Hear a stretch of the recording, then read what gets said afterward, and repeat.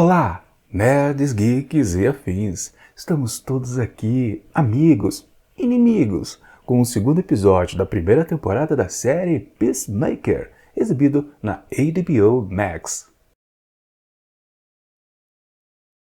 Pois bem, pessoal, temos aqui a continuidade direta do que vimos lá no finalzinho do primeiro episódio da série. Aliás, eu ia até dizer o que vimos na semana passada, mas não é verdade, né? Porque a gente precisa lembrar que a série apresentou pra gente os 3 primeiros episódios no mesmo dia, numa tacada só. Aquela, digamos, estratégia de já deixar para o espectador todo o ritmo inicial da história, em questão de apresentação de personagens e também da trama básica, né? E já esperando que no final, ou terceiro episódio em diante, aí tudo começa a se engrenar e se transforma em algo completamente crescente o tempo todo. Sim, é uma estratégia bastante interessante, principalmente ou até às vezes para evitar problemas. Uma série começa de uma maneira um pouquinho lenta e demora para o pessoal, o espectador, meio que se acostumar com os personagens. No caso aqui, eu acho que, na verdade, nem precisava. Podia ter muito bem distribuído esses 3 primeiros episódios em também 3 semanas que estava de boa. Porque, literalmente, é um episódio derivado lá do filme Esquadrão Suicida. Se fosse algo completamente original, aí sim, talvez, fosse necessário colocar um pequeno bloco de episódios. Porque, na verdade, eu até posso considerar que esse daqui, ele tem uma certa barriguinha. Ou seja, ele enrola um pouquinho, ele perde um pouco daquele ritmo que a gente viu na abertura. Claro, de todo modo, ainda é um grande episódio, mas não tem o mesmo pique com certeza. Mas, voltando ao princípio dele, ele sim serve imediatamente a ação que havia antes, naquelas um pouquinho exagerada também, né? Vamos combinar que é uma certa forçação de barra, porque vamos lembrar, né, como terminou o episódio passado, depois que acontece aquela explosão sônica que, claro, o Peacemaker destrói lá a sua inimiga, a câmera vai começando a subir logo depois que a águia se aproxima naquele jeitão todo engraçado, né? Os dois lá felizes que estavam são e salvos. Quando a câmera está lá em cima, se percebe lá no horizonte que 3 viaturas de polícia estão se aproximando ali daquele pequeno condomínio, né? Naquela coisa que, caramba, que eficiência da polícia, né? Como é que eles descobriram que estava acontecendo alguma coisa por ali? Será que aquela explosão ou expansão sônica deu para perceber de longe? Não me pareceu que existia um certo clarão, né? Uma coisa assim, nem um barulho intenso, talvez? Podia ser que sim, né? Talvez. Mas o que vale, né?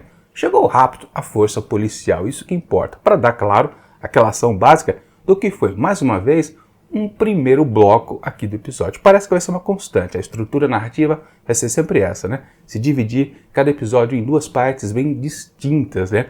Uma mais focada em ação, a outra mais focada, talvez, um pouco mais de graça. Que é exatamente o que a gente verifica por aqui. Mas enfim, também é curioso notar que depois, quando tá lá os policiais conversando, um deles diz, mas para a detetive, o relatório diz que houve uma explosão. Isso quando eles estão justamente olhando lá o bichinho que a águia trouxe para o Peacemaker, né? Que parece que é um gambá, né? Agora, como é que já existia uma espécie de relatório? Ou alguém informou? Não sei dizer, na verdade, não importa. O que vale é que eles chegaram super rápido, né? Mas precisavam chegar muito rapidamente, porque senão não tinha a boa sequência, então, de fuga, ou tentativa de fuga ali do local do acidente, justamente do anti-herói. Claro que a gente precisa perceber que, peraí, o tempo todo ele não consegue se evadir justamente ali do prédio, porque tem um bando de policiais ali por perto, mas porque simplesmente, quando ele teve uma pequena oportunidade cá ou acolá, ele não pulou lá de cima, como ele fez da outra vez, né? Lembrando que quando ele foi lá pro chão, no episódio anterior, ele não foi projetado lá pela maluca, né? Na verdade, ele se sentindo ameaçado, ele mesmo atravessou a vidraça. E digamos que ele não sabe exatamente onde ele ia cair. No caso, ele caiu em cima do toldo, acho que o toldo de entrada ali mesmo do edifício, e amorteceu a queda. Mas naquelas, ele é um sujeito normal, ele não tem super força, né? Ele não resiste a impactos, tanto que todo o golpe que ele tomou lá da facada lá do doida acertou o corpo dele, ou como ele o tiro, né, no filme. Ou seja, ele não tem nenhuma proteção física. Sim, o capacete com seus artifícios poderia, claro, dar alguma blindagem para ele, mas no caso, quando ele está, digamos, sem nada, ele é bastante frágil, né? Tudo bem, ele pulou da outra vez em desespero, então ele não podia pular mais uma vez consciente, né? Senão, sabe, vamos esborrachar, né? Vou virar um patê que nem eu fiz com a maluca, né? Então por isso que ele tem que ficar pulando de andar em andar. Mas do mesmo jeito, a coisa foi facilitada para ter exatamente a atenção dele poder acabar sendo pego, né? O que de qualquer forma, tô reclamando, mas foi funcional, não foi uma coisa exagerada, tipo forçada. E depois, quando vem as duas, Hardcore e também a Lieto, funciona, tudo tá certo. Não tem nada, digamos, fora de uma normalidade. Talvez a coisa mais irreal é justamente o comportamento dele, né? Que é exatamente, né?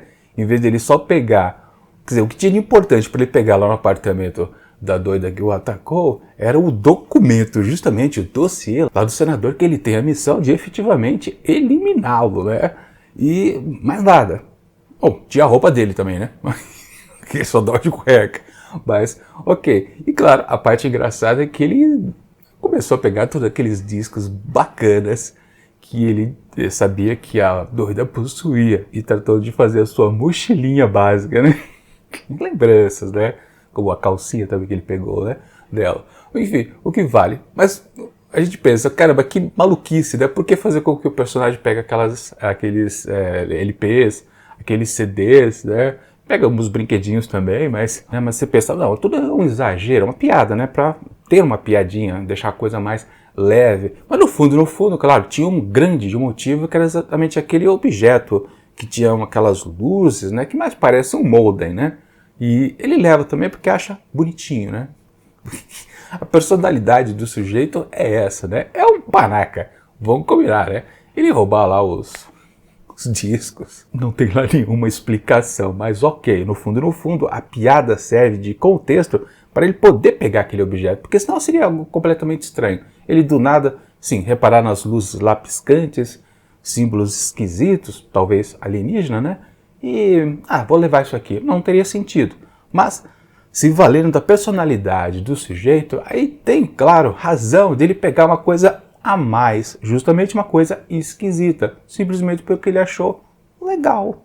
Ou seja, tudo se encaixa, na verdade, não está forçado, né? Como está forçado, por exemplo, aquelas questões da viatura chegarem super rápidas, do cara já saber que houve uma explosão, mas como assim? Enfim, também tem a questão do casal do andar de cima, que serviu para a cena também ganhar um outro dinamismo bastante interessante e injetar também outros personagens esquisitos, porque essa série necessita o tempo todo de cada vez mais pessoas fora da caixinha. Vamos combinar, né? Se a gente tiver uma sequência ou várias sequências onde todo mundo tem um comportamento normal, não tem graça nenhuma, né? A série precisa de tipos estranhos o tempo todo. E é bom que também no fundo o casal também serviu para ser utilizado um pouquinho mais para frente no episódio, quando eles são subornados a não revelar a identidade dele, e também serviram para aparecer lá na cena pós-crédito, porque sim, né? Todo episódio tem uma ceninha pós-crédito. É uma piadinha a mais, mas sempre é bacana. Bom, o que vale é que toda essa primeira parte aqui do episódio acaba sendo solucionada pela Harcourt, né? Que tem que agir lá com a sua arminha super sofisticada, e ela injeta, claro, dardos tranquilizantes lá nos policiais, né? A gente não pode considerar que ela está abatendo eles, com certeza não. E dando fechamento também dessa primeira parte e começando a segunda, justamente quando o Economus vai fazer a sua parte na história, que é exatamente, né, dar um fim diferente para o registro lá do carro do Peacemaker. Só que o sujeito é tão idiota que acaba tirando da propriedade do filho, passando para a propriedade do pai. Ou seja, ele não maquiou nada, né, o que precisava. E que, de novo, no começo parece apenas uma piada, né? Ou seja, você fazer com que o desvio ali de foco não aconteça. Mas depois, quando a gente descobre o que acontece lá no finalzinho do episódio, você pensa, caramba, outro momento também que parece que é a construção cômica, mas, na verdade, é a construção narrativa da história. Assim como foi aquele objeto misterioso, também foi aqui a questão de passar a culpa para outra pessoa. No caso também, põe a história para frente. Mas antes de chegar nela, a gente precisa, claro, perceber que todo o segundo bloco ele está mais centrado em fazer com que a questão, até do título da história, né, você ser amigo ou você ser um inimigo, exatamente o que é que o o Smith ali, né, consegue de aliados. Porque quando ele volta para casa, né, ele começa a chorar que nem uma criancinha, né, arrependido de não ter conquistado uma amizade, pelo menos lá do Economus, né, que é o sujeito que mais ele consegue meio que cutucar e não revidar, porque ele também é um panaquinha, né? Ou seja, aquelas questões que eu falei lá no primeiro vídeo sobre o primeiro episódio, que na verdade tem um fiapo dramático sim em toda a história do Peacemaker, né? É um sujeito que não consegue se relacionar com as pessoas. Esses exageros que ele tem é aquela coisa de tentar, né, ser próximo de alguém. E aí, claro, a gente percebe o máximo que ele consegue. Qual é o sujeito que ele consegue ser amigo? Um tipo completamente tão idiota quanto ele, que é o vigilante que aparece então na cena lá, super longa também, né? Mas uma cena também baseada em explorar a existência desse amigo do vigilante, né? Um sujeito tão panacão quanto ele. Eu particularmente achei a cena um pouquinho arrastada. As piadas foram legais? Foram, mas um pouquinho demorada demais. Podia ser um pouquinho mais econômico. Mas, a gente dá, como eu disse, né, dá para perceber que a estrutura do episódio vai ser sempre blocada. Uma primeira parte, uma segunda parte. A segunda parte estava focada em apresentar justamente o vigilante. Se bem que a personalidade dele tão doida já era visível quando ele estava falando lá ao telefone nos recados que ele deixava para o amigo. Ou seja, não precisava uma cena específica de apresentação dele, já podia ter uma certa ação. Basicamente, eles já podiam ir brincar de tiro-alvo lá com os eletrodomésticos.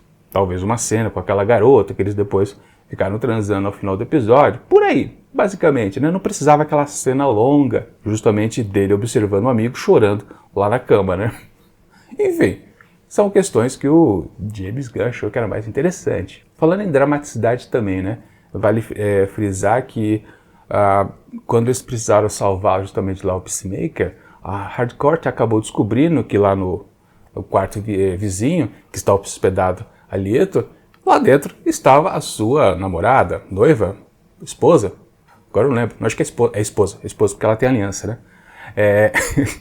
Ela deu o conselho, caramba, você está deixando ela, você não pode deixar, nós estamos numa missão perigosa, algo pode acontecer, né? Ou seja, não é a gente que corre perigo, quem corre perigo é ela, que é uma civil, né? Dá um jeito, né? Proteja. E justamente mais também no finalzinho do episódio, o clima entre as duas, a relação, o casamento delas pode ir para o vinagre, literalmente porque ela tem a intenção de proteger a sua amada, né? Ou seja, essa é uma parte completamente dramática, não tem nada de cômico nesse quesito, como foi também na apresentação das duas lá no comecinho também do primeiro episódio. Ou seja, para as duas sempre teremos esses momentos mais sérios, com certeza. Se bem que, claro, a gente tem que levar em consideração o bom final também aqui desse episódio, onde a gente vê que o pai do Peacemaker, né, o Wald, ele, quando é detido pela segunda vez, né, porque depois lá aquele casal acaba confirmando visualmente, né, são testemunhas oculares da sua presença quando eles foram lá amarrados, ele acaba sendo preso, detido, né, pelo menos. Bom, tem uma morte ali, não tem como ele escapar. Na verdade, ele é o único suspeito, reconhecido por testemunhas, tá lascado, né? Isso não tem chance de escapar. E você pensa, pô, é uma situação também cômica, o que vai acontecer depois que o Peacemaker descobrir que prenderam o pai dele por pura burrice do Economus, né? Mas não, de novo, como eu comentei, o que era uma segunda piada também não era. Na verdade, era uma deixa para você ter uma justificativa dele estar lá, detido e ser reconhecido por seus parceiros, como um tal de dragão branco. Pois é, ele é um cara poderoso. Na verdade, ele é uma figura sinistra, candidato, claro, a um possível vilão aqui desta série. O que seria bastante interessante, né? Uma coisa bem oposta, né? Do lado do bem, o filho. Do lado do mal, o pai. Seria bastante bom mesmo que isso possa acontecer, porque a outra linha narrativa, que é o mistério lá do projeto, né? Borboleta, a gente já descobriu, né? Aquela doida que acabou morrendo, que tentou matar o Peacemaker, era uma borboleta. E de novo, aquela casualidade que aconteceu no primeiro episódio dela e do Peacemaker se encontraram no barzinho, talvez não tivesse exatamente uma questão assim de pura sorte. Se bem que tivemos a explicação provável de por que ela começou a agredir ele. Pois naquela ceninha rápida de flashback, a gente descobre que ela estava lendo o dossiê justamente lá do tal senador. Mas também, né, mesmo assim, só porque é uma doida que possa ter lá seus poderes, que possa acertar uma meta humana, só porque ela leu um dossiê que certo senador vai ser aniquilado, tá, tem algumas informações lá a respeito dele, obviamente, é um dossiê, mas do nada, aí ela começa a atacar o cidadão que tem o dossiê, não tem sentido. Obviamente, ela teria que trabalhar para o senador, talvez, para o esquema dele, vai entender, né? De novo, ainda não podemos considerar como coincidências puramente simples dos dois terem se encontrado lá no tal barzinho, não mesmo, né? Bom, provavelmente, no terceiro episódio, que faz parte do primeiro bloco exibido para a gente começar a entender a série, aí sim teremos a explicação correta do que é, então, o Projeto Borboleta. E também, claro, daquele objeto que parecia um modem cheio de luzes piscantes, que na verdade quando o Peacemaker estava lá na cama junto com o seu amigo vigilante e também aquela moçoila ali, né, que sabe-se lá de onde eles tiraram, acidentalmente ele ativa lá o negócio que começa a se expandir e fica de uma maneira, sei lá, o que diabo é aquilo? Na verdade, eu até li umas coisas, eu até já sei o que é, mas vamos considerar que do jeito que acaba o episódio, você não entende o que diabo é aquilo, né? Até parece que está completamente envolto na mão dele. Mas não, talvez esteja apenas em cima, o negócio apenas se expandiu. Mas o que diabo é aquilo? Visualmente vendo, você não consegue associar com nada. Um espectador normal só vai dizer a mesma coisa que os três ali na cama pensaram. Que porra é essa? Basicamente é isso. De qualquer forma, o episódio apresentou dois ganchos interessantes, que é justamente esse tal objeto sem sentido, aparentemente, e também, que claro, está relacionado com a questão da borboleta, e a figura do pai que começa a se tornar uma figura completamente poderosa. Bom, obviamente ele, o Peacemaker, o filho, sabe da importância do pai para, por exemplo, aqueles criminosos. Naquela questão que a gente já sabe que o personagem é completamente ultra mesmo nacionalista. E que, de novo, sempre fico torcendo que a série não se perca nessas questões mais sérias. Continue sempre, claro, pode colocar uma basezinha, mas não deixe isso muito destacado, porque senão pode realmente enjoar. No máximo, naquele limite de dar a motivação do personagem. No caso de um personagem mais vilanesco, como parece ser o pai do Peacemaker, o Dragão Branco. Claro, esse final aqui realmente gerou uma grande curiosidade em cima dele. E eu tenho certeza que daí vai render muita coisa bastante interessante. Não só para o que a gente vai descobrir, com certeza no próximo terceiro episódio, mas para o desenvolvimento aqui dessa série. Agora voltando ao que eu comentei lá no comecinho do vídeo, sim, eu achei que esse episódio ele é um pouquinho inferior. Ele não tem o mesmo pique que a gente obteve lá no primeiro, que estava exato contrário. Antes, no primeiro bloco, tinha apresentação de personagem, no segundo tinha a ação efetiva. Aqui foi o contrário. A ação pura estava no primeiro bloco. Já no terceiro, mais desenvolvimento de personagens e mais apresentação de alguns. Ou a gente começando a conhecer mais outros. No caso, o pai do próprio Peacemaker. Mas, por exemplo, em termos de humor, que é, claro, o carro-chefe aqui da série, também teve bastante momento engraçado, mas faltou um grande personagem que não deu as suas caras, não teve a sua presença bem forte, como teve no primeiro episódio. Qual o personagem é esse? Obviamente é a Águia. Ela não apareceu aqui, ela não teve nenhum momento só dela, que a gente pode dizer, roubou essa cena. Não teve isso, realmente. Os outros personagens, claro, também puderam ter as suas características mais enfatizadas ainda, mas mesmo com os bons personagens lá, os policiais que já aparecem na abertura desde o episódio anterior, eles são, sim, completamente atrapalhados, né? E são motivos também de bons momentos cômicos, mas, sei lá, eu acho que a presença da Águia acho que consegue ser mais efetiva. Senti saudade, mas claro, não estou dando uma nota inferior só porque a ave em si não apareceu fazendo as suas gracinhas. O que vale é que no conjunto, o episódio, mais por causa da inversão da ação e da apresentação de personagens ter sido invertida. No outro contexto estava mais interessante. De qualquer forma, é um bom episódio ainda, não é inferior tanto assim. E portanto, para esse segundo episódio aqui da primeira temporada de Peacemaker, eu atribuo apenas 4 asteriscos. Acho que está de bom tamanho, porque eu tenho certeza que o próximo será muito mais empolgante, porque já tem mais coisas a serem apresentadas, mais esclarecidas. Mas espero que isso não seja um ponto negativo, porque às vezes um episódio de esclarecimentos também pode ser bem morno. Mas acho que não. É isso.